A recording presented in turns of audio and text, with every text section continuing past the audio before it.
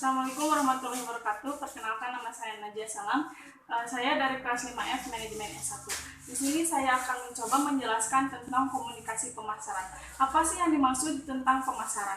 Pemasaran menurut Jasmine S. pada tahun 2003 adalah suatu sistem total dari kegiatan bisnis yang dirancang untuk merencanakan, menentukan harga, promosi, mendistribusikan barang-barang yang dapat memuaskan keinginan dan mencapai pasar sasaran serta tujuan perusahaan. Kemudian, apa sih yang dimaksud tentang komunikasi? Komunikasi menurut Kotler dan Armstrong pada tahun 2008 adalah salah satu dari 4 elemen bauran pemasaran. Kemudian, apa yang dimaksud tentang komunikasi pemasaran itu sendiri? Komunikasi pemasaran adalah usaha untuk menyampaikan pesan kepada publik, terutama konsumen sasaran, mengenai keberadaan produk di pasar. Kemudian, apa saja jenis-jenis dari komunikasi pemasaran? Di sini ada 5 jenis komunikasi pemasaran. Yang pertama yaitu ada iklan. Jadi setiap bentuk presentasi yang dilakukan, promosi, gagasan atau barang seperti jasa, produk yang sudah ditentukan oleh sponsor. Kemudian ada promosi penjualan. Promosi penjualan yaitu berbagai jenis insentif jangka pendek, yaitu mendorong orang mencoba membeli produk atau jasa. Kemudian yang ketiga yaitu ada hubungan masyarakat dan pemberitaan.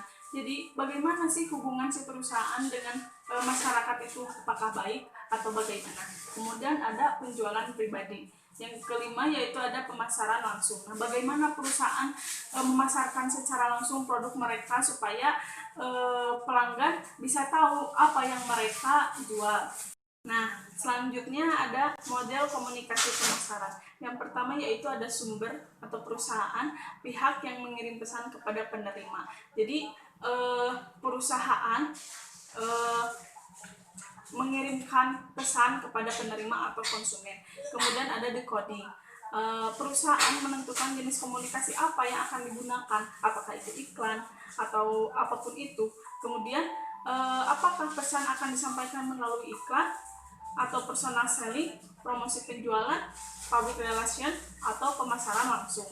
Kemudian media apa yang digunakan oleh perusahaan, apakah media cetak atau media elektronik. Kemudian ada proses encoding, disebut sebagai proses menerjemahkan tujuan-tujuan komunikasi dalam bentuk pesan yang akan dikirimkan kepada penerima. Jadi bentuk apa nih pesannya, berbentuk apa yang akan dikirimkan kepada si penerima. Kemudian ada penerima atau konsumen. Jadi si penerima itu akan melakukan tindakan seperti apa, apakah bertindak positif atau negatif kepada si perusahaan tersebut. Kemudian ada model-model komunikasi menurut Kotler pada tahun 2005. Ada 8 langkah dalam program komunikasi dan promosi total yang efektif menurut Kotler. Yang pertama yaitu ada mengidentifikasikan audiensnya, kemudian ada menentukan tujuan komunikasi, kemudian ada merancang isi pesan, kemudian memilih saluran komunikasi. Jadi saluran komunikasi apa yang digunakan oleh si perusahaan tersebut. Kemudian ada menentukan anggaran promosi. Jadi si perusahaan membutuhkan anggaran berapa harus ditentukan terlebih dahulu. Kemudian membuat keputusan atas bauran pemasaran. Kemudian mengukur hasil promosi tersebut, apakah promosi tersebut berjalan dengan lancar atau tidak. Kemudian mengelola dan mengkoordinasi proses komunikasi pemasaran.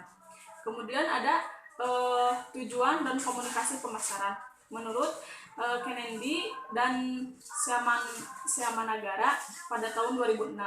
Yang pertama yaitu ada perubahan pengetahuan, yang kedua yaitu ada perubahan sikap, kemudian perubahan perilaku dan perubahan masyarakat.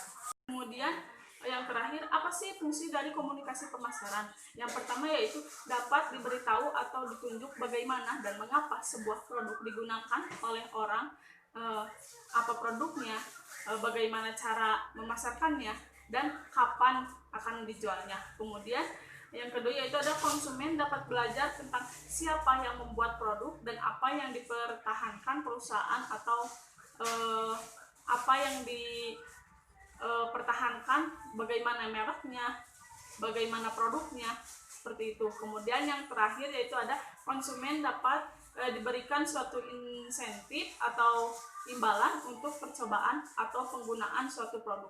Jadi untuk percobaan pertama biasanya si konsumen diberikan secara gratis untuk mencicipi atau mencoba si produk dari perusahaan tersebut. Nah, mungkin sekian penjelasan dari saya. Mohon maaf bila ada kesalahan. Akhirul kalam, wassalamualaikum warahmatullahi wabarakatuh.